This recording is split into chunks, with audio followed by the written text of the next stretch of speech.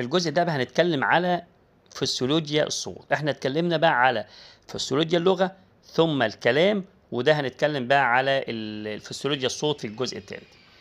الجزء ده بيشرح ازاي الجسم بقى بينتج ايه الصوت، ونشوف المكونات الأساسية للجهاز الصوتي.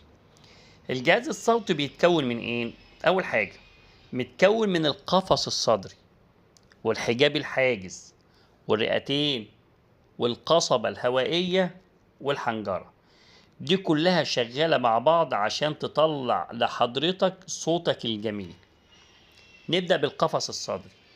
القفص الصدري ده بيتكون من 12 زوج من الضلوع، 7 ضلوع علوية بتتصل بالصدر وضلوع سفلية أقل ارتباطا، وفي آخر 2 اسمهم الضلوع السائبة أو العائمة، لأنهم إيه؟ مش مربوطين بالعظمة الأمامية. الضلوع دي متوصلة ببعض عن طريق عضلات اسمها العضلات إيه؟ الوريبية. شكل القفص الصدري عامل زي القمع المخروطي، بيفصل التجويف الصدري عن البطن، بيفصلها حاجة اسمها ايه؟ عضلة اسمها الحجاب الحاجز اللي بتساعد قوي في التنفس. نروح لرقم 2 من المكونات الأساسية، هو الحجاب الحاجز. هي العضلة الرئيسية للتنفس. أنا بتكلم بالراحة عشان الناس اللي قالت لي أنت بتتكلم شوية بسرعة، فاتكلم بالراحة عشان المعنى يوصل لها. ماشي يا حبايبي. العضلة الرئيسية للتنفس هو الحجاب الحاجز، موجودة تحت الرئتين وشكله شبه ايه؟ القب. لما بتاخد شهيق العضلة دي بتنقبض وتنزل لتحت، عشان كده بمعدتك التنفس البطني وانت بتاخد شهيق فالبطن بتطلع، اللي هي المعدة ما بتطلعش وما بيخلهاش هواء، الحجاب الحاجز بيضغط عليها فبتتنفخ. ولما نخرج الزفير العضلة بترجع تطلع لفوق. مثال، عشان الطفل يطلع صوته عالي لازم الحجاب الحاجز يشتغل بكفاءة. ناخد تالت عضو، رئتين. الرئتين دي جواها حاجة اسمها الحويصلات الهوائية، وده اللي بيحصل فيها تبادل الأكسجين وثاني أكسيد الكربون.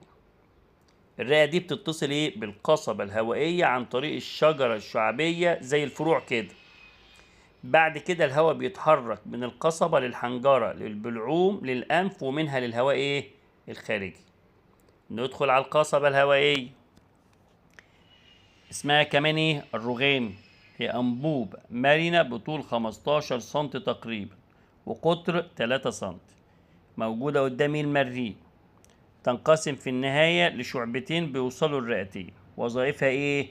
توصيل الهواء وحماية الجهاز التنفسي من الأجسام الغريبة. كمان بتعمل ايه؟ بتنظم درجة الحرارة، حرارة الهواء في الداخل. تعال نضرب مثال. الكحة اللي بتحصل لو في تراب دخل جوه، دي وسيلة الدفاع من القصبة. القصبة ما كنتش انت مثلا بتستنشق شوية تراب في مثلا عاصفة فتضطر تكح، فالقصبة هو مسكت بقى التراب عشان ما يخشش جوه. ندخل على العنصر اللي بعده، الحنجرة. بتعرف باسم كمان صندوق الصوت، موجودة في الرقبة وقدام المريء بين الفقرتين العنقية اللي هي الثالثة والسادسة. بتحمي الأحبال الصوتية، كمان مدخل للقصبة الهوائية، وبتمنع دخول الأكل للرئة أثناء البلع. بتتكون من غضاريف زي غضروف لسان المزمار والغضروف الحلقي. بتتكون من أربطة وأغشية، فيها عضلات داخلية، فيها أعصاب زي العصب الحنجري العلوي والعصب الحنجري الراجع. مثال، أي خلل في الأعصاب دي ممكن يخلي الطفل صوته ضعيف أو إيه؟ أو مبحوح. بعد كده نروح للثنايا الصوتية أو الأوتار أو الأحبال. هي مصدر الصوت الحنجري الأول. تتكون من الرباط الصوتي،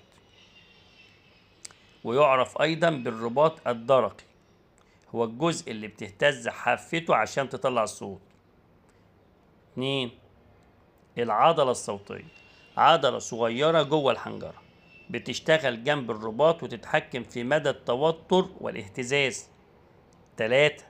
الغشاء المخاطي، الطبقة اللامعة اللي بتغطي الرباط والعضلة وبتحافظ على رطوبة الأوتار أو الأحبال. مثال توضيح، فكر كده في الثنايا الصوتية تخيلها كده زيها زي الأوتار العود، كل ما تشدها وتسيبها تطلع صوت، والأصوات تبقى مختلفة.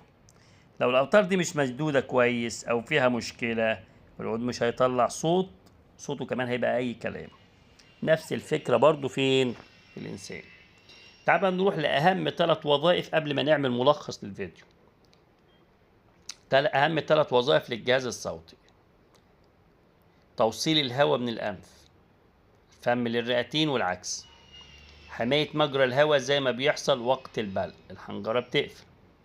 3 إنتاج الصوت عن طريق اهتزاز الثنايا الصوتية. الخلاصة السريعة: القفص الصدري بيحمي القلب والرئتين ويساعد في التنفس. الحجاب الحاجز العضلة اللي بتتحكم في النفس. الرئتين مسؤولة عن تبادل الغازات. القصبة الهوائية تمرير الهواء وتنظيمه. الحنجرة حماية وتنظيم الصوت. الثنايا الصوتية